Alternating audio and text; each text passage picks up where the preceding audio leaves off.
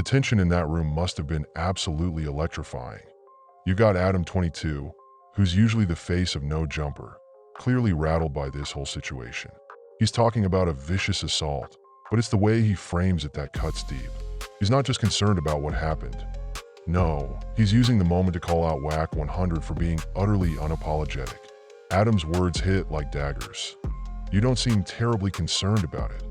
It's a clear accusation. Adam's basically saying, you're not sorry, and you don't even care about the damage you've caused. He's not just mad about the assault.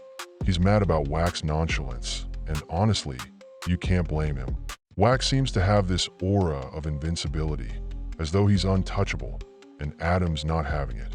Then Adam drops this bomb about bad press and legal risk. Oh, the drama. It's like he's tossing a grenade in front of Wack and daring him to act like it's no big deal. Because let's be real, this is more than just a scuffle. This could ruin Adam's reputation if the media picks it up the wrong way. But Wack's playing it cool, almost like he's feeding off the chaos. Unapologetic, more like proud of it. He's not backing down, not offering even an ounce of remorse for what went down. And then comes Adam's decision to ban everyone involved. He's laying down the law in front of everyone listening, and it's almost like he's trying to reclaim control of the narrative. He's sick of the drama, sick of the bad press, and he's going full throttle on punishing anyone who touched this mess. You can practically hear the finality in his words. Ban them all. But that's the thing about Adam. He's not some passive host sitting back and letting everything unfold around him. He's not here for anyone else's nonsense.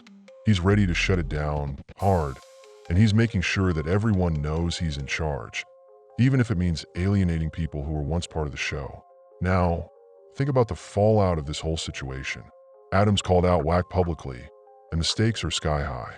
With the legal risk hanging over the entire studio, Adam's putting everything on the line. He's gambling on his reputation and No Jumper's future, and that's dangerous. If this blows up the wrong way, it could cost him more than just a few bad headlines. It could cost him his platform, his livelihood, and maybe even the trust of the audience who once saw him as this unbiased, calm interviewer.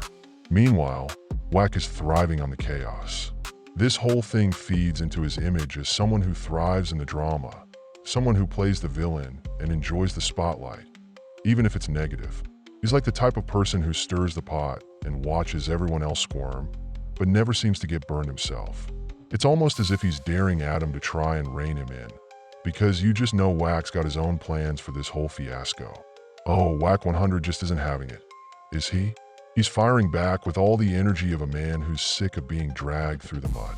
I mean, really, let's break down this response. Wack, the so-called villain of this drama, is suddenly playing the victim card? Really? He's out here talking about how his mother, grandmother, Rambee's ex-husband are all sorry for him, as if that's supposed to garner sympathy. The irony is so thick you could cut it with a knife. This is the same guy who's been stirring the pot, throwing gasoline on the fire, and now he wants to cry victim? Oh, come on. But here's the kicker. He's acting like Adam's the one who's got it all wrong. Bad press. Bro, my mother, he's saying, as though this whole mess isn't his doing. Wack's absolutely playing the martyr here. He's shifting the narrative in the most dramatic way possible. Instead of owning the fact that he's part of the chaos, he's trying to make it seem like he's just this innocent bystander who got caught up in a misunderstanding. I got my ass whopped. He says, sure, Wack, tell us more about how you're the real victim in this situation. And don't get me started on the social media mess. Wack's bringing up the fact that everyone thought it was him getting assaulted and stripped in that viral video, as if that's supposed to clear his name. Spoiler alert, it wasn't even him. So now Wack's just out here looking for a sympathy card in a situation that, frankly, he helped blow up in the first place. He's out here acting like he's been wronged, even though the footage cleared up who was actually getting dragged through the mud. But honestly, the drama of it all is just delicious. Wack's over here trying to deflect attention from his role in the mess, and instead of taking accountability, he's just playing up the victimhood to an audience that's probably eating it all up. It's classic Wack. He thrives in chaos, but the second things start turning against him, suddenly it's all about how he's the misunderstood one. The dude's got zero chill and even less self-awareness. It's almost like he's trying to rewrite the whole narrative in his favor, even if he's got to twist it 100 ways. Meanwhile, Adam's probably sitting there, shaking his head, realizing that he's got a master manipulator on his hands. Someone who's never going to own up to the mess he's caused, but will definitely try to turn it into a new chapter of his drama-filled saga. He's basically calling Wack a narcissist, accusing him of making everything about himself. Let's be real, Adam's right. Wack is out here acting like the whole world is revolving around his beaten-up ego, when in reality, the only thing that's important here is that the assault went down at Adam's studio. But does Wack care about that? Nah, he's too busy posting about how everyone thought it was him getting beat up. Who cares, Wack? Seriously, Adam's throwing some serious shade, calling out Wack's need to be the center of attention, and it's honestly delicious.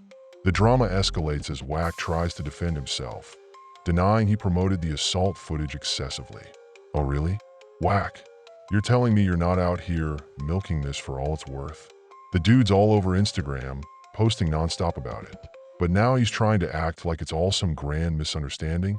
Nah, Wack's been milking the situation for clout, and Adam's just exposing it for what it is. The dude can't help himself. He's addicted to the spotlight and will do anything, to keep it on him. Now we get to the big move. Adam's had enough, and he drops the bombshell, banning everyone involved from No Jumper Studios. That's a power play, and it's so obvious what he's doing. Adam's done. He doesn't want to be associated with this circus anymore, and he's making sure that the mess stays far away from his brand.